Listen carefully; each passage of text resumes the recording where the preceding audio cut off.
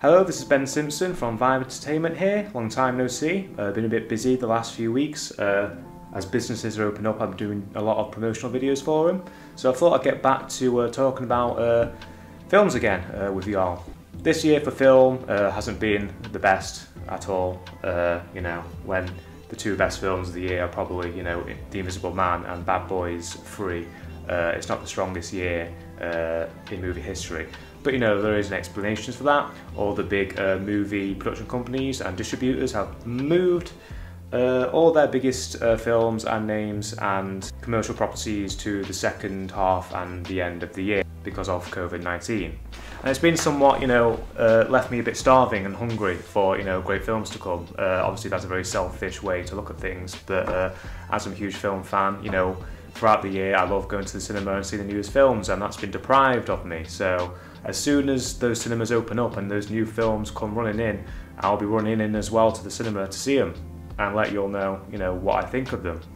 So you're probably asking yourself, what films are coming down the pipeline? Well, I thought throughout this video I'll tell you, the biggest films to come down that I'm either looking forward to, films that are too big to not name, or films that I'm personally not fussed or looking forward to at all, but I know that people would want to probably hear, my expectations for them regardless. So yeah, cinemas are allowed to open right now, but a lot of them aren't. A lot of them are eyeing up August to reopen, and the first big film to come out that's almost the Hollywood and movie industry's welcome back party is Christopher Nolan's new film Tenants, which has been slightly controversial as, Christopher Nolan behind the scenes have really pushed this to be in cinemas as soon as he wants to almost appoint himself as the cinema's saviour, as he's really against streaming, and obviously cinemas have took a big financial hit, and he's been waiting to release his new film,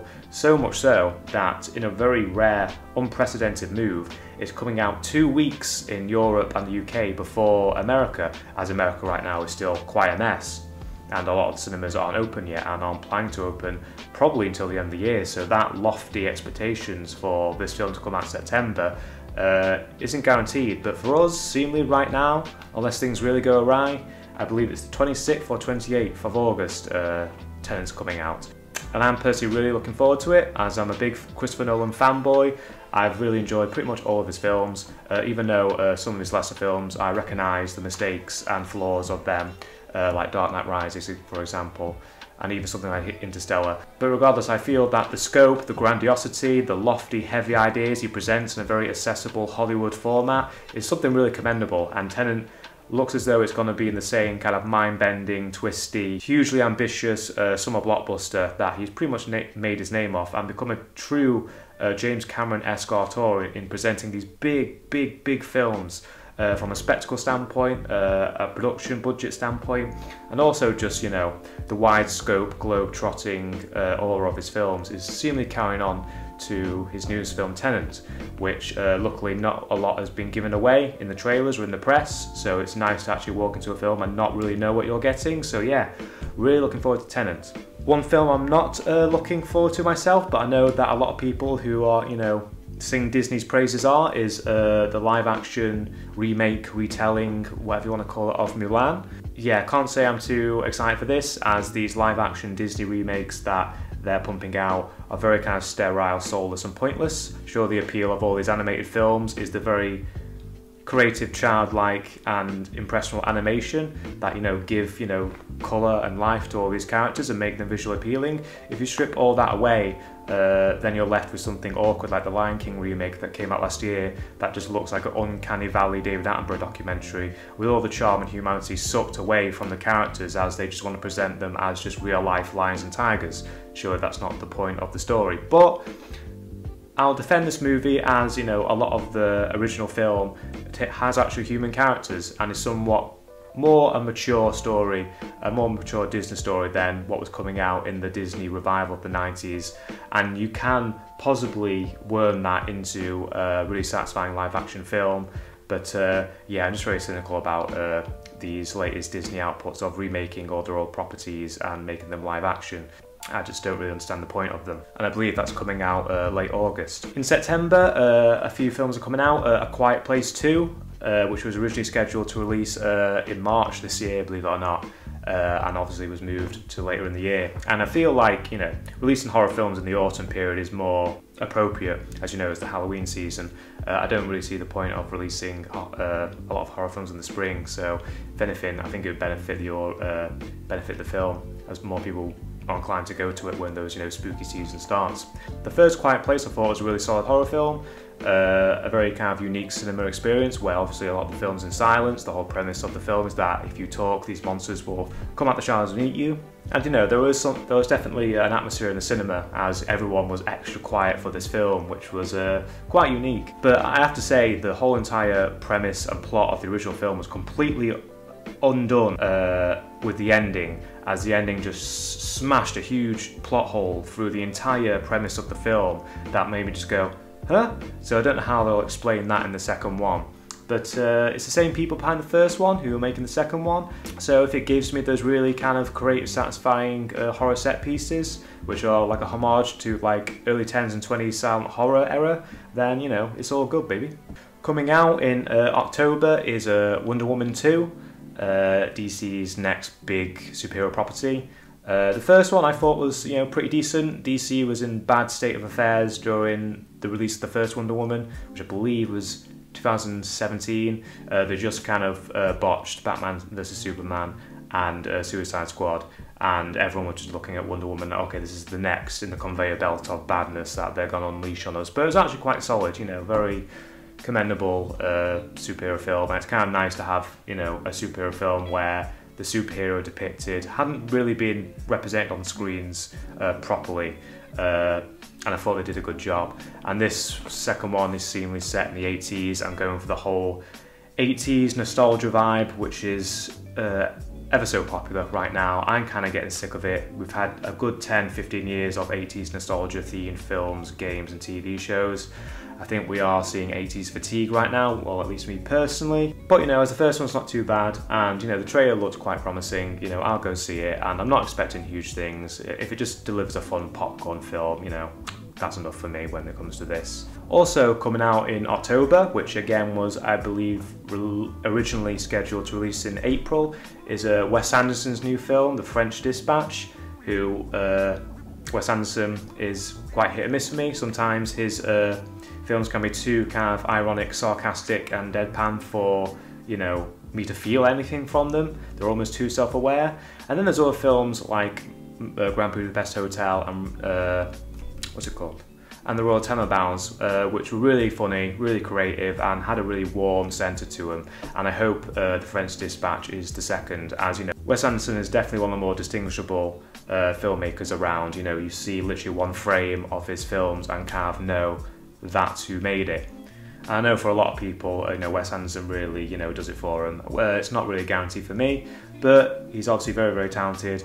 I wish he would change up his whole entire style and approach to film, as he's pretty much not evolved since the beginning of his career. He's just, you know, refined his work more and more, which, you know, if that's your cup of tea, then enjoy it. I just wish he'd experiment a little more in the visual department, but still really looking forward to it, as, you know, he's made some really good films and the cast is just overwhelmingly star-studded. So I'll definitely go see that. On a more superhero front, Black Widow is scheduled to release in November, which was originally scheduled to release this spring.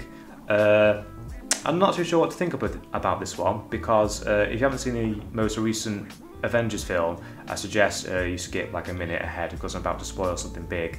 But as we know who have seen it, Black Widow dies in that film. And I know that this Black Widow film coming out is a period piece, but I don't know why I should care about a character who I just saw die in the previous film. I kind of know the character's ending, and it seems pointless to explore her now. And as well, it takes a lot of the impact of that death scene, which was very impactful in the cinema, just takes the kind of the wind out of it. Which I really don't like when film franchises kind of numb previous films' big moments.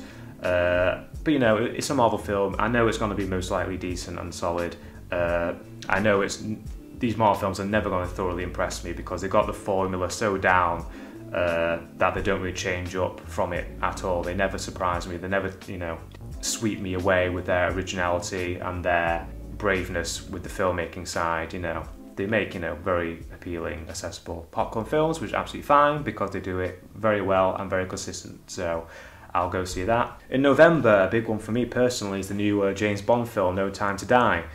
I've been a big fan of the Bond franchise since I was a little kid, so I'm inclined to see whatever new Bond film comes out, and it's been, how long has it been? I think it's been 5 years since Spectre, so it's been a long time, and this has gone through production hell. You have, you know, Daniel Craig getting injured, changing directors, changing DOPs, changing writers, on-set disasters. It's been a hell of a ride, and as well, this COVID thing, pushing it back 5 months. It's gone through hell to get to this point, but the Daniel Craig film series have been very up and down. Literally, it's gone from good to bad, good to bad. Casino Royale good, Quantum of Solace, and then Skyfall really good, and then Spectre. So hopefully in that pattern, this will be more one of the good ones. And the director of it directed the first season of True Detective, which if you see my previous videos, I think that's one of the best seasons of television ever. So there's definitely talent behind the camera. I just hope that